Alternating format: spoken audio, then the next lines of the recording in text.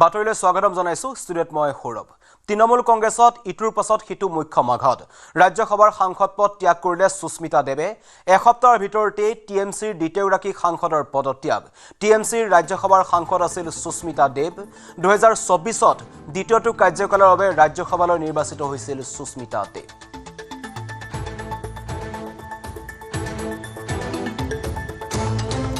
তৃণমূল কংগ্ৰেছত ইটোৰ পাছত সিটো মুখ্য মাঘত ৰাজ্যসভাৰ সাংসদ পদ ত্যাগ কৰিলে সুস্মিতা দেৱে।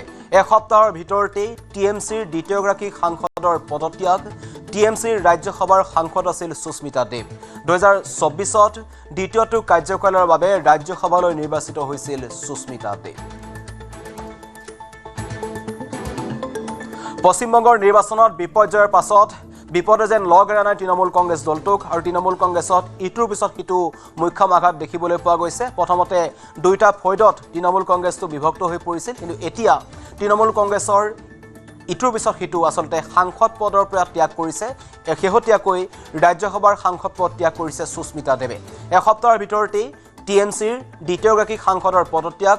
যথেষ্ট শক্তিশালী এগৰাকী নেত্ৰী বুলি জনা যায় সুস্মিতা দেৱক, আৰু টিএমচিৰ সাংসদ আছিল ৰাজ্যসভাৰ সুস্মিতা দেৱ। 2024ত দ্বিতীয়টো কাৰ্যকালৰ বাবে ৰাজ্যসভালৈ নিৰ্বাচিত হৈছিল সুস্মিতা দেৱ। আমাৰ সৈতে ডেস্কৰ পৰা জড়িত হৈছে মৃদু। টিএমচিত এটা পুনৰ মুখ্য মাঘত সুস্মিতা দেৱে এবাৰ তেওঁৰ সাংসদৰ পদৰ পৰা পদত্যাগ কৰিছে। এই 2026 যে বিধানসভা নিৰ্বাচন, পশ্চিমবংগৰ বিধানসভা নিৰ্বাচন আৰু 4 মে'ৰ যিটো ফলাফল, এই ফলাফলৰ পিছত তৃণমূল কংগ্ৰেছত আচলতে এক প্ৰকাৰ বিদ্ৰোহ আৰু তেওঁলোকৰ যিটো গাদীচ্যুত হ'ল, মমতা বেনাৰ্জী গাদীচ্যুত হ'ল, তাৰ পিছৰ পৰা তৃণমূল কংগ্ৰেছত ভাঙোন আৰম্ভ হৈছিল। আৰু আমি শেহতীয়াকৈ দেখিবলৈ পাইছো যে যি 60জনীয়া যি বিধায়কৰ দল, সেই বিধায়কৰ দলে সংগ এৰিছে মমতা বেনাৰ্জী। তেওঁলোকে মমতা বেনাৰ্জীৰ যি ভতিজা অভিষেক বেনাৰ্জী যেনেধৰণে আস্থাত লৈছিল মমতা বেনাৰ্জীয়ে, তাৰ বিৰুদ্ধে তেওঁলোকে এক প্ৰকাৰ বিদ্ৰোহৰ সূচনা কৰিছিল আৰু ঋতব্ৰত বেনাৰ্জীক তেওঁলোকে এলপি অৰ্থাৎ বিধানসভাৰ বিৰোধী দলপতি পাতিছিলে। একেধৰণে যদি আমি চাবলৈ যাওঁ যে কেৱল এই যিটো তেওঁলোকৰ বিদ্ৰোহ, এই বিদ্ৰোহ কেৱল পশ্চিমবংগৰ মাজতে বা বিধানসভাৰ মাজতে এতিয়া আবদ্ধ হৈ থকা নাই, এয়া দিল্লী পালেগৈ। আৰু দিল্লীত দেখিবলৈ পোৱা গৈছে যে কাকলি ঘোষ দস্তিদাৰ নামৰ যিগৰাকী জ্যেষ্ঠ নেত্ৰী, যিগৰাকী লোকসভাৰ সাংসদ, যি 1998 চনৰ পৰা তৃণমূল কংগ্ৰেছৰ সৈতে জড়িত আছিল, মমতা বেনাৰ্জীৰ অত্যন্ত ঘনিষ্ঠ আছিল, সেইগৰাকী কাকলি ঘোষ দস্তিদাৰে যেতিয়া বিদ্ৰোহ কৰিলে, তাৰ পিছত দেখিবলৈ পোৱা গৈছে যে 20গৰাকীকৈ তৃণমূল কংগ্ৰেছৰ লোকসভাৰ সাংসদে শেহতীয়াকৈ এনডিএক চাপোৰ্ট, অৰ্থাৎ বিজেপি নেতৃত্বাধীন যি এনডিএ, সেই এনডিএক চাপোৰ্ট দিয়াৰ কথা ঘোষণা কৰিছিলে। তাৰ পিছতে এগৰাকী জ্যেষ্ঠ নেতা অৰ্থাৎ ৰাজ্যসভাৰ সাংসদ যি সুখেন্দু শেখৰ ৰয় পৰহিৰ দিনটোত পদত্যাগ কৰে, আৰু তেওঁ পদত্যাগ কৰিয়ে কিন্তু আক্ৰমণৰ লক্ষ্য কৰি লৈছিল মমতা বেনাৰ্জী আৰু মমতা বেনাৰ্জীৰ ভতিজাক তথা ডায়মণ্ড হাৰ্বাৰৰ সাংসদ অভিষেক বেনাৰ্জীক। আজিৰ দিনটোত দেখিবলৈ সুস্মিতা দেৱ অসমৰ এগৰাকী নেত্ৰী, বৰাক উপত্যকাৰ এগৰাকী নেত্ৰী।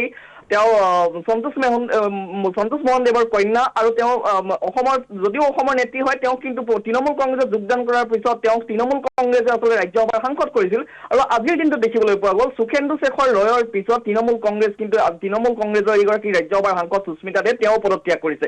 অৰ্থাৎ আজিৰ দিনটোত বা এতিয়াৰ যিটো ৰাজনীতি পশ্চিমবংগৰ তৃণমূল কংগ্ৰেছৰ ক্ষেত্ৰত যদি চাবলৈ যায়, তেওঁলোকৰ মাজত যিটো ভাঙোন আৰু বিদ্ৰোহ, সমান্তৰালকৈ মমতা বেনাৰ্জীৰ বিৰুদ্ধে যিটো অসন্তুষ্টি, সেই অসন্তুষ্টি এতিয়া মুকলিকৈ প্ৰকাশ কৰিছে এগৰাকীৰ পিছত আন এগৰাকী সাংসদে। কি লোকসভা, কি ৰাজ্যসভা, কি বিধানসভা, এই বিধানসভা, ৰাজ্যসভা, লোকসভা এই সকলোতে দেখিবলৈ পোৱা গৈছে যে তৃণমূল কংগ্ৰেছৰ মাজত বিদ্ৰোহ হৈছে। আৰু কালিৰ দিনটোত মমতা বেনাৰ্জীয়ে সাক্ষাৎ কৰিছিল সোনিয়া গান্ধীক প্ৰায় 1 ঘণ্টা ধৰি তেওঁলোকৰ বৈঠকত ভাগ লৈছিলে। আজিৰ দিনটোত অভিষেক বেনাৰ্জীয়ে হয়তো ৰাহুল গান্ধীক সাক্ষাৎ কৰিব। দেখিবলৈ পোৱা গৈছে যে ৰাহুল যেতিয়াৰ পৰা গাদীচ্যুত হ'ল মমতা বেনাৰ্জী, তাৰ পিছৰে পৰা দলটোৰ যিটো অৱস্থা, সেই অৱস্থাৰ পিছত কিন্তু এতিয়া ইণ্ডিয়া মৰ্চাৰ মাজত তেওঁলোক থাকি হয়তো নিজৰ অস্তিত্ব যিটো সংকটৰ ফালে গৈছে, এইটো যাতে ৰখাবৰ কাৰণে বা এই অস্তিত্ব ধৰি ৰাখিবৰ কাৰণে তেওঁলোকে চেষ্টা কৰিছে। আৰু এতিয়া গুৰুত্বপূৰ্ণ হ'ব যে যি 20গৰাকী লোকসভাৰ সাংসদ, তেওঁলোকে এনডিএ যিটো চাপোৰ্ট দিয়াৰ কথা ইতিমধ্যে সমৰ্থন জনোৱাৰ কথা ঘোষণা কৰিছে, তেওঁলোকক লৈ তেওঁলোকৰ স্থিতি কি হ'ব। আৰু ৰাজ্যসভাৰ অন্য কেইবাগৰাকীও সাংসদ আছে, প্ৰায় 12গৰাকী সাংসদ আছে ৰাজ্যসভাৰ তৃণমূল কংগ্ৰেছৰ। এই 12গৰাকীয়ে 2গৰাকীয়ে পদত্যাগ কৰিছে, আন কেইবাগৰাকীও নেতা আছে যিসকল কিন্তু অসন্তুষ্ট বুলি বিভিন্ন সংবাদ মাধ্যমত চৰ্চা হৈছে। অৰ্থাৎ এই কাৰণেই সুস্মিতা দেৱ, সুখেন্দু শেখৰ ৰয় 2গৰাকী হৈছে ৰাজ্যসভাৰ সাংসদ, আৰু এওঁলোকৰ পদত্যাগৰ পিছত অন্য কোনো নেতাই আচলতে পদত্যাগ কৰিব নেকি, বা অন্য কোনো নেতাই পদত্যাগ কৰি কংগ্ৰেছত বিজেপিত যোগদান কৰিব নেকি, এই প্ৰশ্নবিলাক এটা অৱতাৰণা হৈছে। আৰু এই মুহূৰ্তত কিন্তু ডাঙৰ কথাটো এইটোৱে যে এক প্ৰকাৰ অস্তিত্বৰ সংকটত বা অস্তিত্বৰ গৰাহত পৰিছে তৃণমূল কংগ্ৰেছ, যি তৃণমূল কংগ্ৰেছে যোৱা 15 বছৰে পশ্চিমবংগ শাসন কৰিছিল, কিন্তু এটা বিধানসভা নিৰ্বাচনত পৰাজয়ৰ পিছতে এতিয়া দলটোৰ মাজত বিদ্ৰোহৰ সূচনা হৈছে প্ৰতিগৰাকীয়ে মমতা বেনাৰ্জীৰ বিৰুদ্ধে জ্যেষ্ঠ নেতাসকলে আচলতে দুখ অসন্তুষ্টি ব্যক্ত কৰিছে এই কথাবিলাক আজিৰ দিনটোত পৰিস্ফুট হৈ পৰিছে সৌৰভ মৃদুপৱন বৰা যিগৰাকী কথা কোৱা হৈছে সুস্মিতা দেৱ তেখেত খুব ঘনিষ্ঠ আছিল আচলতে মমতা বেনাৰ্জীৰ লগত যথেষ্ট ঘনিষ্ঠ দেখা পোৱা গৈছে ইতিমধ্যে আপুনি কৈছে 12 জন ৰাজ্যসভাৰ সাংসদ আছে তাৰে দুগৰাকীয়ে পদত্যাগ কৰিছে 10 গৰাকী আছে তেওঁলোকৰ মাজত তীব্ৰ ক্ষোভ আছে অসন্তুষ্টি আছে এতিয়া এনে পৰিস্থিতিত অস্তিত্বৰ সংকটত পৰা এই টিএমসি দলটোক কেনেকৈ উদ্ধাৰ কৰিব কাৰণ ইতিমধ্যে অভিষেক বেনাৰ্জীক কোনো কাৰণত টিএমসিৰ পৰা বাহিৰ কৰি নিদিয়ে বুলি মমতা বেনাৰ্জীয়ে কিন্তু স্পষ্টকৈ ঘোষণা কৰিছে মৃদুপৱন মমতা বেনাৰ্জীৰ যিটো ভতিজাকৰ প্ৰতি যিটো মোহ যিটো ভাল পোৱা আৰু যিটো আবিশ্বাস সেই বিশ্বাসে আচলতে দলটোক আজি এই পৰাজয়ৰ সংকটলৈ ঠেলি দিছে বুলিয়ে বিভিন্নজনে মন্তব্য কৰিছে তাৰ ভিতৰত অন্যতম হৈছে ঋতব্ৰত বেনাৰ্জী যি ঋতব্ৰত বেনাৰ্জীয়ে 2017ত বাওঁ শিবিৰ এৰি তৃণমূল কংগ্ৰেছত যোগদান কৰিছিল পৰৱৰ্তী সময়ত তেওঁ বিধায়ক হৈছিল আৰু এইবাৰ তেওঁ দ্বিতীয়বাৰৰ কাৰণে বিধায়ক হৈছে এই ঋতব্ৰত বেনাৰ্জীয়ে যেতিয়া মুকলিকৈ বিদ্ৰোহ ঘোষণা কৰিছিল আৰু তেওঁ নিজেই বিধানসভাৰ বিৰোধী দলপতি হ'বৰ বাবে যিসকল লোক তেওঁলোকৰ বিধায়ক প্ৰায় 60জনীয়া বিধায়কৰ সমৰ্থন জনাইছে তেতিয়াই তেওঁ কৈছিল যে মমতা বেনাৰ্জীক আমি পৰামৰ্শদাতা হিচাপে ল'ব পাৰোঁ কিন্তু মমতা বেনাৰ্জীৰ লগত কিন্তু অভিষেক বেনাৰ্জী থাকিলে নহ'ব অৰ্থাৎ অভিষেক বেনাৰ্জীৰ প্ৰতি আটাইতকৈ ক্ষোভ আছে তৃণমূল কংগ্ৰেছৰ সাংসদ হওক বিধায়ক হওক বা ৰাজ্যসভাৰ সাংসদে হওক বা বিধায়কে হওক বা লোকসভাৰ সাংসদসকল এই কথাটো স্পষ্ট হৈছে আৰু লগতে কালিৰ দিনটোত যিহেতু পৰহিৰ দিনটোত মমতা বেনাৰ্জীয়ে ইণ্ডিয়া মৰ্চাৰ বৈঠকত মিলিত হৈছিল কালিৰ দিনটোত সোনিয়া গান্ধীৰ সৈতে 1 ঘণ্টা জোৰা আলোচনা চলিছিল তৃণমূল কংগ্ৰেছৰ নেত্ৰী মমতা বেনাৰ্জী আৰু আজি ৰাহুল গান্ধীৰ সৈতে হয়তো অভিষেক বেনাৰ্জী আলোচনা হ'ব বা কথা পাতিব এই কথাখিনিক যে এই কংগ্ৰেছ নেতাসকলৰ সৈতে সোনিয়া গান্ধীয়ে হওক বা ৰাহুল গান্ধীৰ সৈতে তৃণমূল কংগ্ৰেছৰ এই জ্যেষ্ঠ নেতাসকলৰ কি কথা বতৰা বা মমতা বেনাৰ্জীয়ে কি কথা পাতিছে এই কথাবিলাক গুৰুত্বপূৰ্ণ হ'ব আৰু যদিহে এনেকুৱা ধৰণৰ কিছুমান চৰ্চা চলি আছে কিবা কাৰণত মমতা বেনাৰ্জীয়ে হয়তো কংগ্ৰেছৰ লগত চামিল হৈ এটা তেওঁলোকে শক্তিশালীভাৱে কাম কৰি যাব বিচাৰে নেকি এই কথা বতৰাবিলাক আলোচনা চলিছে কিন্তু দলটোৰ যিটো বিপৰ্যয় এই বিপৰ্যয় যদি ৰোধ কৰিব নোৱাৰে তেন্তে ভৱিষ্যতে কিন্তু দলটোৰ প্ৰতি এটা ডাঙৰ প্ৰশ্নবোধক আহি পৰিব আৰু পশ্চিমবংগৰ ৰাজনীতিত আজিৰ দিনত টিকি থকাটো ইমান সম্ভৱ হৈ নুঠিব মমতা বেনাৰ্জীৰ বাবে মৃদুপৱন চক যিহেতু আপুনি কৈছে যে পৰহিৰ দিনটোত তেওঁলোকে ইণ্ডিয়া এলায়েন্সৰ যি বৈঠক আছিল তাত অংশগ্ৰহণ কৰিছিল কালি আকৌ পুনৰ সোনিয়া গান্ধীক তেওঁ সাক্ষাৎ কৰিছে আজি পুনৰ অভিষেক বেনাৰ্জীয়ে ৰাহুল গান্ধীক সাক্ষাৎ কৰিব এইখিনি যি তেওঁলোকে কংগ্ৰেছৰ হাতত ধৰি পুনৰ যি অস্তিত্বৰ তেওঁলোকৰ যুঁজ চলি আছে যুঁজখন তেওঁলোকে চলাবলৈ চেষ্টা কৰিছে কিন্তু আনফালে এজনকৈ তেওঁলোকৰ যিবোৰ ৰাজনৈতিক ৰথী মহাৰথী আছে তেওঁলোকে কিন্তু পদত্যাগ কৰিছে আৰু সুস্মিতা দেৱ ইতিমধ্যে আপুনি উল্লেখ কৰিছে বৰাকৰ এগৰাকী যথেষ্ট শক্তিশালী নেত্ৰী বুলি ক'ব লাগিব সুস্মিতা দেৱৰ যি টিএমসি ত্যাগে কিন্তু বাৰুকৈ বিপদত পেলাব টিএমসিক এইখিনি সময়ত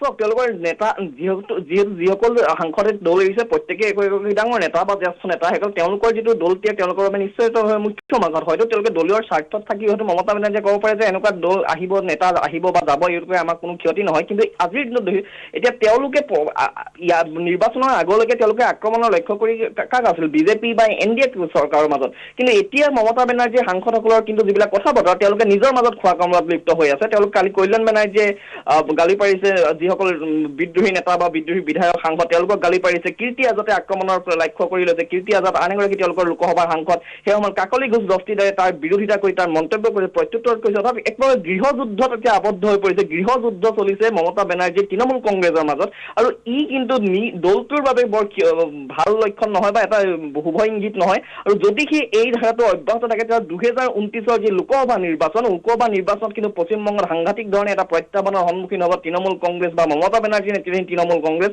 কাৰণ ইতিমধ্যে তৃণমূল কংগ্ৰেছ দুটা ভাগত বিভক্ত হৈ পৰিছে আৰু এই ধৰণে যদি থাকে তেতিয়াহ'লে বিপদত পৰিব মমতা বেনাৰ্জী যি তৃণমূল কংগ্ৰেছ যি 1998 চনত গঠন হোৱাৰ পিছৰ পৰা তেওঁলোকে ৰাজ্য এখনত এক প্ৰকাৰ থিতাপি ল'বৰ কাৰণে চেষ্টা কৰিছিল 2011 চৰকাৰ গঠন কৰিছিল 15টা বছৰ শাসন কৰিলে আৰু আজিৰ দিনত কিন্তু দলটোৰ যিটো গৃহযুদ্ধ এই গৃহযুদ্ধ বিপদ মাতিব 2029ৰ যি লোকসভা সেই লোকসভা নিৰ্বাচনলৈ সৌৰভ এই টিএমসিৰ যিটো বৰ্তমানৰ অৱস্থা যিটো তেওঁলোকে অস্তিত্বৰ সংকটত আছে তেওঁলোকে যুঁজ কৰিব লগা হৈছে ইতিমধ্যে আপুনি কৈছে 15 বছৰ শাসন আছিল 1998 দলটো গঠন হৈছিল তাৰ পাছত এই সময়ছোৱাত যেতিয়া তেওঁলোকৰ শাসন চলি আছিল অভিষেক বেনাৰ্জীৰ নেতৃত্বতেই পশ্চিমবংগত আটাইতকৈ বেছি গুণ্ডা টেক্সৰ পৰা আৰম্ভ কৰি বিভিন্ন ধৰণৰ অভিযোগ উত্থাপন হৈছিল আৰু মমতা বেনাৰ্জীয়ে বাংলাদেশী অনুপ্ৰৱেশকাৰীক ৰঙা দৰিচা পাৰি দিয়াৰ এটা অভিযোগ উত্থাপন হৈছিল আৰু সেই দুটা কাৰণে হয়তো আটাইতকৈ বেছি টিএমসি বৰ্তমান সংকটত আছে মৃদু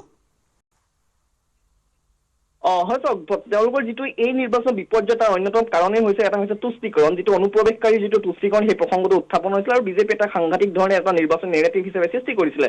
লগতে যিটো দুৰ্নীতি, শেহতীয়াকৈ যিসকল বিদ্ৰোহী নেতা তেওঁলোকে কৈছে মমতা বেনাৰ্জীৰ আমোলত সংঘটিত যিবিলাক দুৰ্নীতি, সেই দুৰ্নীতিটোৱে আচলতে দলটোৰ বিপৰ্যয়ৰ অন্যতম কাৰণ যিবিলাক দুৰ্নীতি সংঘটিত হৈছিল, চাকৰি কেলেংকাৰী, নিযুক্তি কেলেংকাৰী হওক, আৰজিকৰৰ যিটো ঘটনা হওক বা এনেধৰণৰ বিভিন্ন ঘটনা আছে, এই ঘটনাবোৰে আচলতে তেওঁলোকক এটা অস্বস্তিত পেলাইছিল আৰু তাৰ বিৰুদ্ধে নেৰেটিভ সৃষ্টি কৰা বিজেপি সফল হৈছিলে। এই কাৰণে দলটো বিপৰ্যস্ত হৈছিলে বুলি কৈছে। আৰু লগতে যিটো ভতিজাকৰ প্ৰতি থকা মোহ মমতা বেনাৰ্জী, ইও অন্যতম বিপৰ্যয়ৰ অন্যতম কাৰণ। আৰু এই কথাবিলাক এতিয়া মুকলিকৈ আলোচনা হৈছে বা মুকলিকৈ সমালোচনা কৰিছে আৰু দেখিও এক প্ৰকাৰ নেদেখাৰ ভাও ধৰি আছিল মমতা বেনাৰ্জী। এই কথাবিলাক এতিয়া তেওঁলোকৰ যিসকল বিদ্ৰোহী সাংসদ বা নেতা তেওঁলোকে মন্তব্য কৰিছে। আৰু এতিয়া এই দলটোক কি ধৰণে তেওঁলোকে এটা পৰ্যালোচনা কৰি বা আত্মসমালোচনা কৰি আত্মসংযোজন কৰি আগবঢ়াই লৈ যায়, সেয়া হ'ব খুব গুৰুত্বপূৰ্ণ।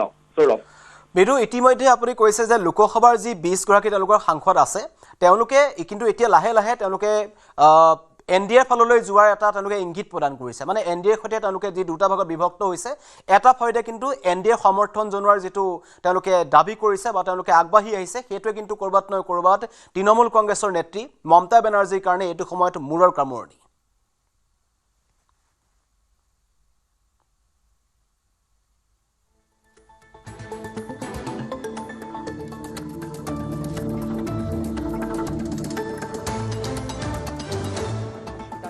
She always felt that Gaurav Gogoi seemed to be the preferred one, and that is one of the main reasons why she quit the Congress party to join the Trinamool Congress. In the TMC, she was told that you have to be in charge of Tripura and Assam, but both the states are ones in which the TMC doesn't seem to be showing much interest after flaunting itself as a national party to spread its wings beyond Bengal. This time round also she saw that despite the fact that she was parked over there in Assam, there were no takers for the Trinamool Congress. So through this route, through the Rajya Sabha route, what she's going to do is to cleave her connect as far as Assam is concerned, and it's also a big acknowledgement of the fact that she cannot have a political future there minus joining hands with Hemanta Biswa Sharma. Right, absolutely. Pallavi, do stay on with us.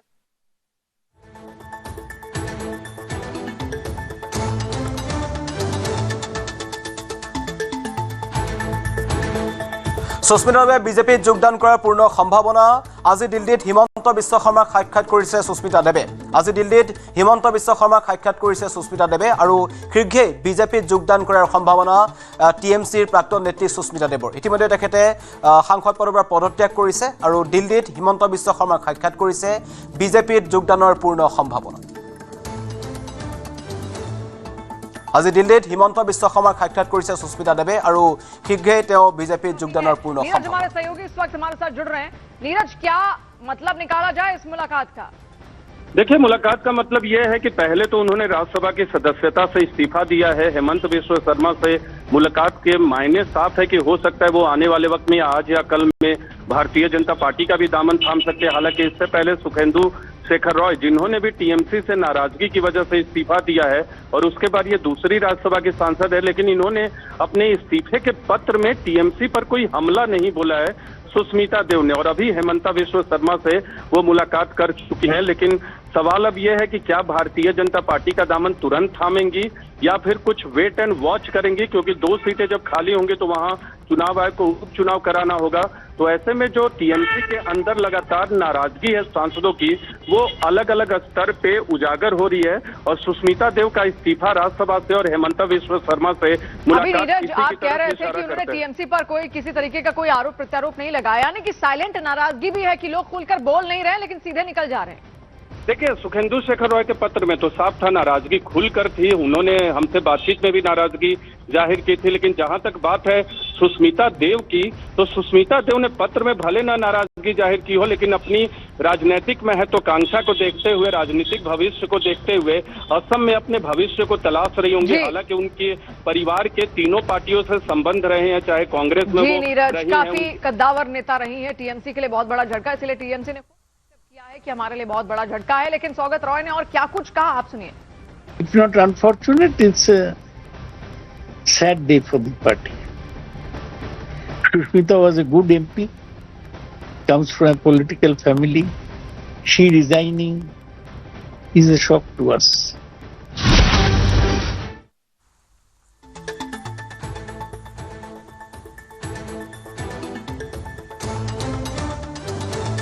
তৃণমূল কংগ্ৰেছত পুনৰ আঘাত, পুনৰ এটা মুখ্যম আঘাত। ৰাজ্যসভাৰ সাংসদ পদ ত্যাগ কৰিলে সুস্মিতা দেৱে আৰু অতি শীঘ্ৰেই বিজেপিত যোগদানৰ পূৰ্ণ সম্ভাৱনা। ইতিমধ্যেই আমি টিভি স্ক্ৰীণত আপোনালোকক দেখুৱাইছিলোঁ, তেওঁ ইতিমধ্যেই ৰাজ্যৰ মুখ্যমন্ত্ৰী ডক্টৰ হিমন্ত বিশ্ব শৰ্মাক সাক্ষাৎ কৰিছে আৰু অতি শীঘ্ৰেই খুব সোনকালেই বিজেপিত যোগদানৰ সম্ভাৱনা আছে। হঠাৎ ইটোৰ পাছত সিটো আঘাত লাগিছে টিএমচিত আৰু এসপ্তাহৰ ভিতৰতেই দ্বিতীয়গৰাকী সাংসদে পদত্যাগ কৰিছে। সুস্মিতা দেৱৰ বিজেপিত যোগদানৰ পূৰ্ণ সম্ভাৱনা আছে। হিমন্ত বিশ্ব শৰ্মাক ইতিমধ্যে সাক্ষাৎ কৰিছে। টিএমচিৰ ৰাজ্যসভাৰ সাংসদ আছিল সুস্মিতা দেৱ। 2024 দ্বিতীয়টো কাৰ্যকালৰ বাবে ৰাজ্যসভালৈ নিৰ্বাচিত হৈছিল সুস্মিতা দেৱ।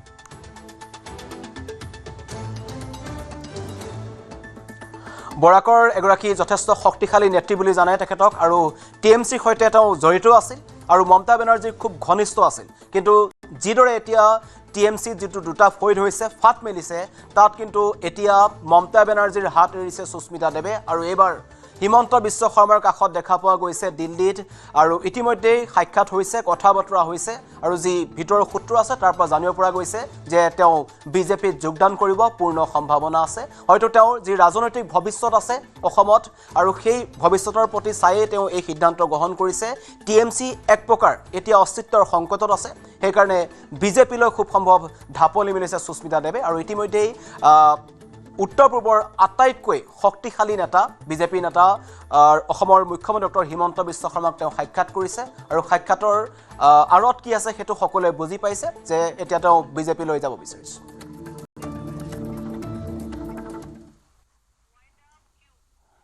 বাতৰি এতিয়ালৈ ইমানেই, ধন্যবাদ।